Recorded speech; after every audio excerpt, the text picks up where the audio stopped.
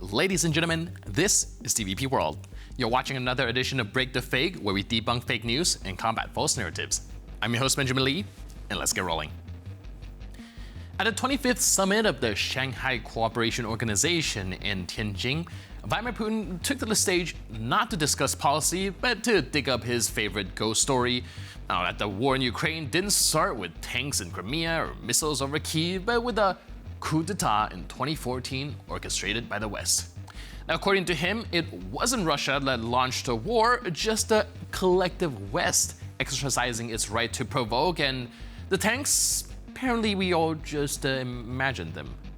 Напомню в этой связи, что этот кризис возник не в результате нападения России на Украину, а в результате государственного переворота на Украине, который был поддержан и спровоцирован Западом.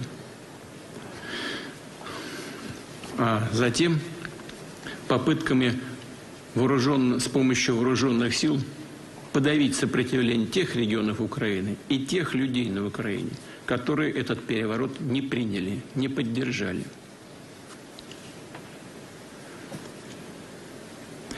И вторая причина кризиса заключается в постоянных попытках Запада втянуть Украину в НАТО, что, как мы многократно подчеркивали и говорили, причем на протяжении многих лет, представляет прямую угрозу безопасности России. Кстати, в результате государственного переворота на Украине в 2014 году было устранено то политическое руководство страны, которое не поддерживало вступление Украины в Североатлантический. Ukraine's foreign ministry responded with its usual dry wit, noting that Putin is gradually losing his remarkable ability to lie, which is impressive because even in Moscow, people have heard this one too many times. To spice it up, Putin added a new line about a mysterious understanding he supposedly reached with Donald Trump in Alaska. No context, no explanation, just thrown in like a random subplot nobody asked for. He also repeated the line that Russia never ensured its security at the expense of others, which really sells it when you're bombing residential buildings. This latest summit speech was less diplomatic statement and more a clip show, a decade-old narrative dressed up as breaking news. Now, Kremlin propaganda used to have twists. Now it's just stuck on an endless return of the West did it. The only suspense left is guessing which new location Putin will name drop next in this alternate timeline. Havana? The moon? Now, while Putin wandered through his alternate timeline, the rest of the summit was focused on things that are more normal. India and China reopened direct flights, not exactly world peace, but still more constructive than accusing therapists of witchcraft or rewriting the past with a Sharpie. No one mentioned biolabs, no one threatened to redraw borders, just airline trade, the kind of stuff adults talk about when they're not busy staging historical cosplay. In the end, the contrast couldn't be clearer. While others were busy doing business, Putin came to the table with conspiracy flashcards and a grievance binder. Didn't pitch growth or peace or even relevance, just another tired monologue from a man stuck in 2014. And if this was meant to show Russia's global leadership, the only thing he led was the summit's cringe count. Vladimir Solovyov, Russia's top propagandist and part-time military strategist from behind a desk, is back threatening yet another country. This time, Azerbaijan.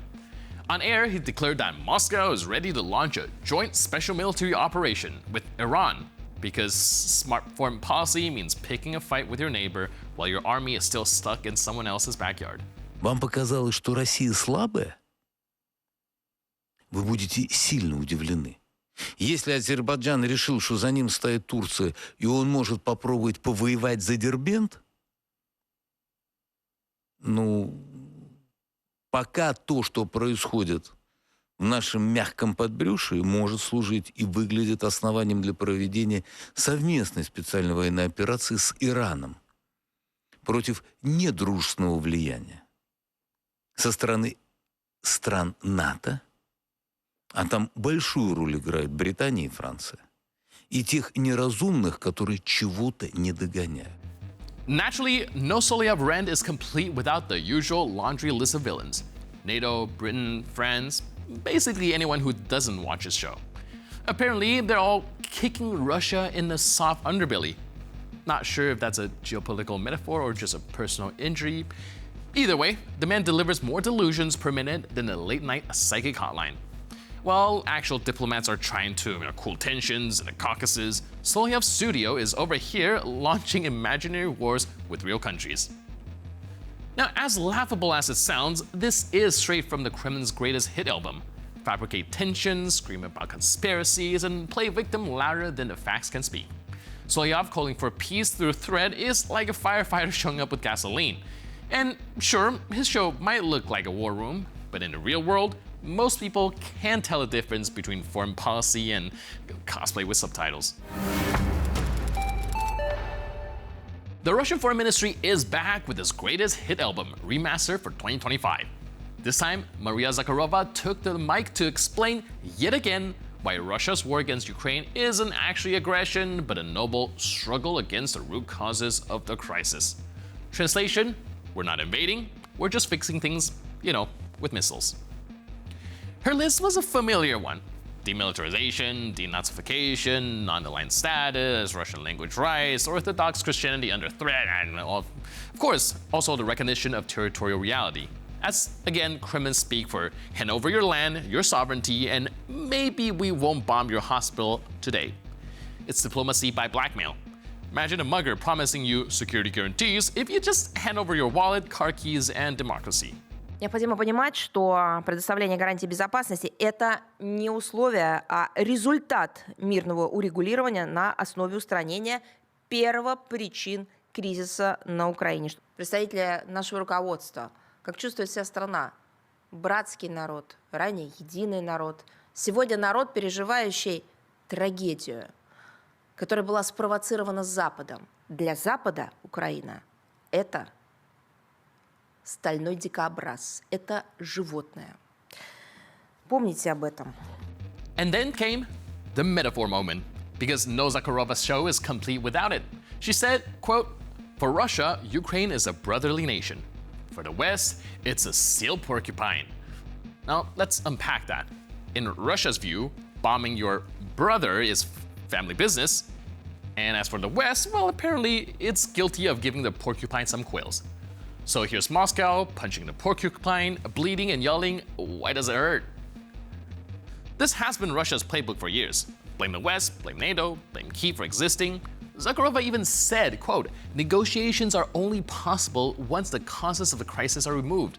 Which, in normal words, as long as Ukraine is independent, there is no deal. Because for Putin, ending the war means ending the illusion of control, and he's not giving that up without a fight.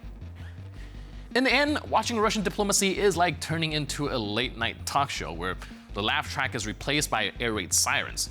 There's no logic, no accountability, just zoological metaphors, revisionist slogans, and a thinly veiled demand that Ukraine surrender for its own safety.